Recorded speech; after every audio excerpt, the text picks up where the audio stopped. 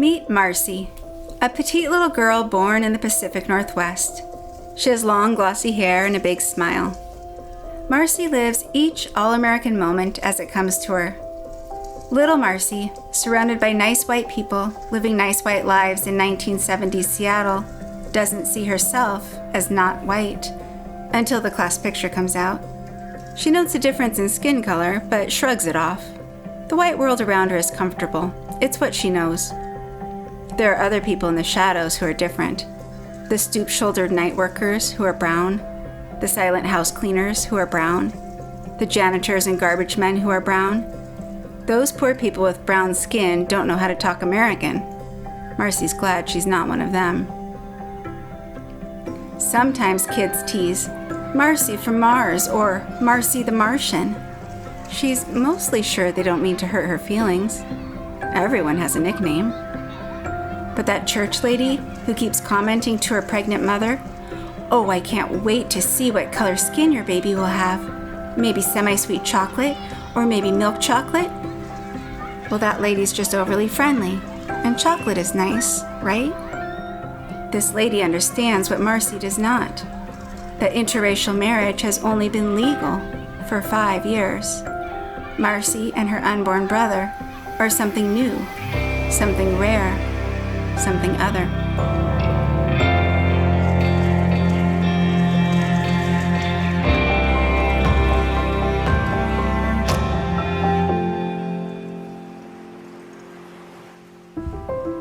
Meet adolescent Marciana, named after her Filipina mother, surrounded by Caucasians in 1980 Seattle. She now understands that she is not white. She is a voracious reader discovering the obvious, that brown people are outsiders and come from third world countries. Third world is bad. They have bad economies, bad rulers, bad water, bad diseases, bad education. Her pastor shows mission trip slides about the slums in the Philippines.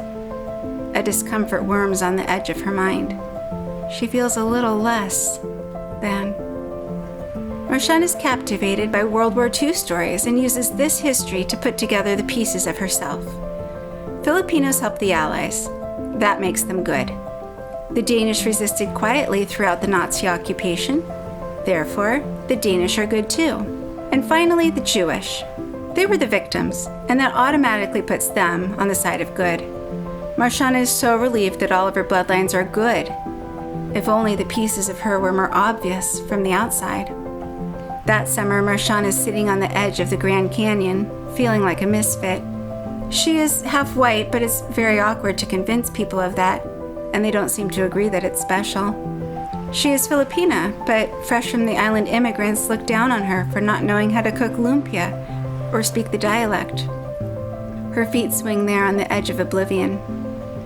Opening her journal, she pours her heart out to God.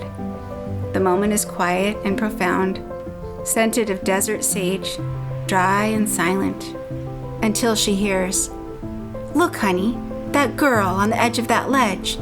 I think she's a real Indian."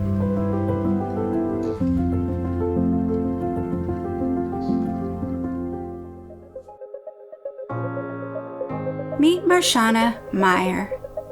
Meyer, a name that journeyed across the Atlantic in the form of a 5-year-old Danish Jew immigrant boy who would become her father. Marciana Meyer is now a college student in Southern California. She wonders why she feels so uncomfortable so much of the time. When she walks the streets of LA, she's unable to answer the Hispanics who greet her in their native tongue. One turns his back in disgust. Marciana feels shame.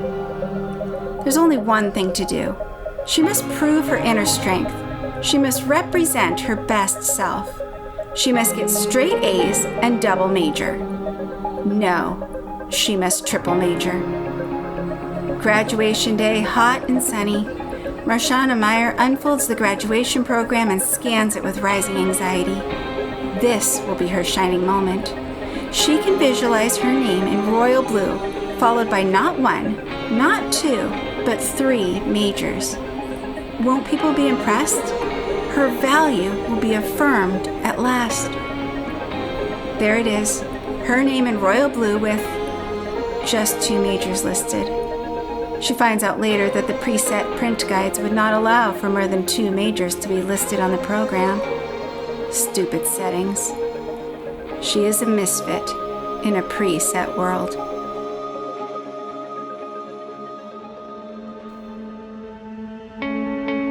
Meet Mrs. Marciana Heemstra, now a young wife, applying for a teaching position. 1 page of the application snags like a hangnail.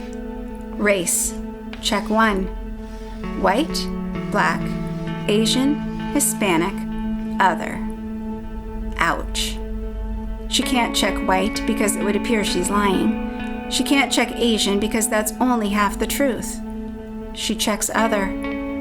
Marci the Martian. Still, the application is solid and the interview a success.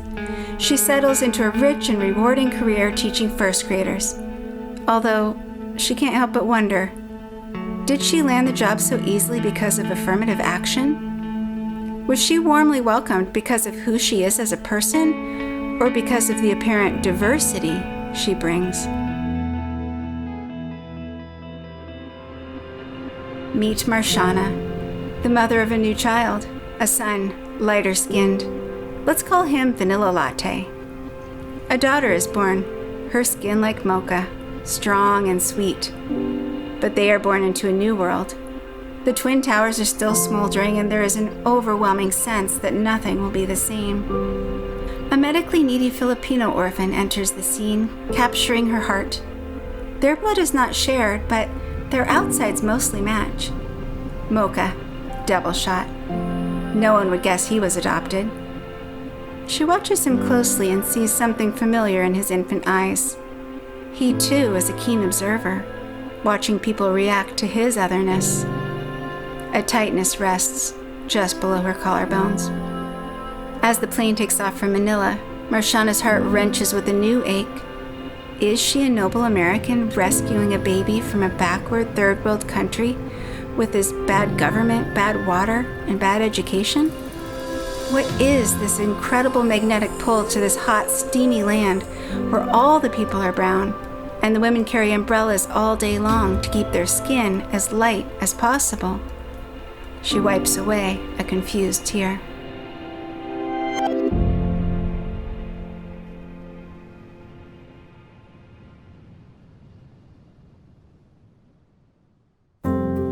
Hello, I am Imago Dei.